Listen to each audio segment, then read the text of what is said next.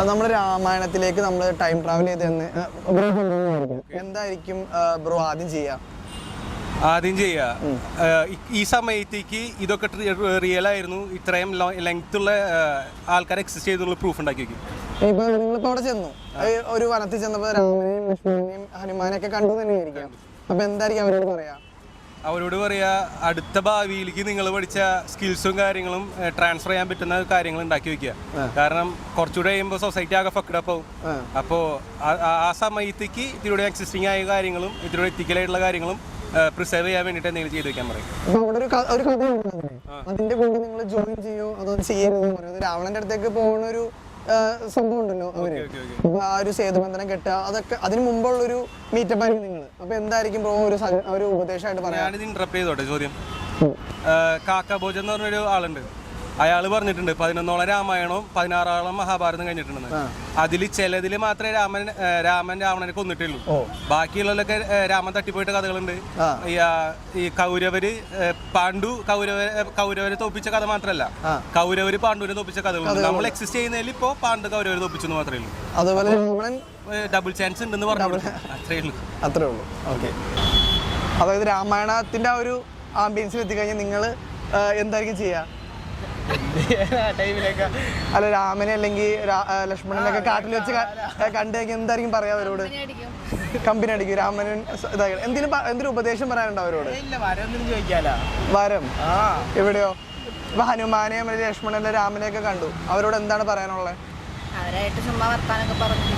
കാട്ടിൽ വർത്താനൊക്കെ പറഞ്ഞിരിക്കും. അത്രേ ഉള്ളൂ. Okay, thank you.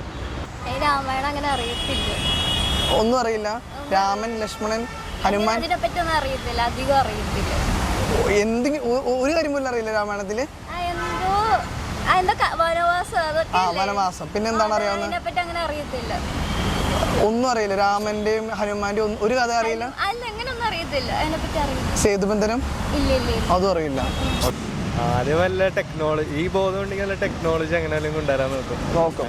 ഇപ്പൊ നിങ്ങളിപ്പോ രാമായണ യുഗത്തിൽ ചെന്നിട്ട് രാമനെയും ലക്ഷ്മണനെയൊക്കെ കാട്ടിൽ വെച്ച് കണ്ടു, ഹനുമാനെല്ലാം, നിങ്ങൾ എന്തായിരിക്കും ചോദിക്കുക? എന്തായിരിക്കും പറയാ? ഇങ്ങനെ കാര്യങ്ങളൊക്കെ ഉണ്ടായ കാര്യമൊക്കെ പറയും. ഇങ്ങനെയാണ് സംഭവം, പിന്നെ ഇങ്ങനെയാവും എന്നൊക്കെ പറയും. പഠിക്കണ്ട്, അങ്ങനെയാണ് ഇങ്ങനെയാന്നൊക്കെ പറയും. എന്താണ് പറയാൻ പോണേ? ഇങ്ങനെയാണ് അങ്ങനെയാണെന്നല്ലാണ്ട് എന്താണ് വ്യക്തമായിട്ട് പറയൂ.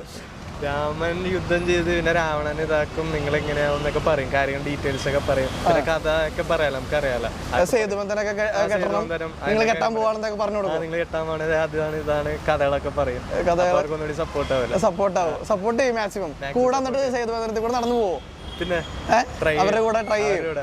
ഹനുമാന്റെ തോളത്തേക്ക് ഇരുന്ന് പറഞ്ഞു പോകും. പിന്നെ കിട്ടണ അവസരം ചെയ്യൂല. ഇപ്പൊ നിങ്ങളിപ്പോ കാട്ടിൽ വെച്ച് രാമനെയും ഈ ലക്ഷ്മണനെയും ഹനുമാനെ സീതനെയും കണ്ടു വിചാരിക്കാം. എന്തായിരിക്കും പറയാ? എന്തായിരിക്കും ചോദിക്കുക നിങ്ങളുടെ ഒരു ഇത്? എന്തിനാ സീതനെ കാട്ടിക്കൊണ്ടുപോയി കളഞ്ഞു ചോദിക്കും. പിന്നെ അല്ല, ഇത് അതിനൊക്കെ മുമ്പാണ്, ഈ വനവാസ സമയത്ത്. നല്ലത് മാത്രം ചെയ്യാം. പിന്നെ വേറെ എന്തൊരു ഉപദേശം കൊടുക്കുമോ? ഐ മീൻ, അപ്പൊ അവരെന്തായാലും വാറിന് പോവാണല്ലോ രാവണനായിട്ട്. അപ്പൊ എന്ത് ഉപദേശമായിരിക്കും നിങ്ങൾ കൊടുക്കുക? ജയിച്ചു വരും.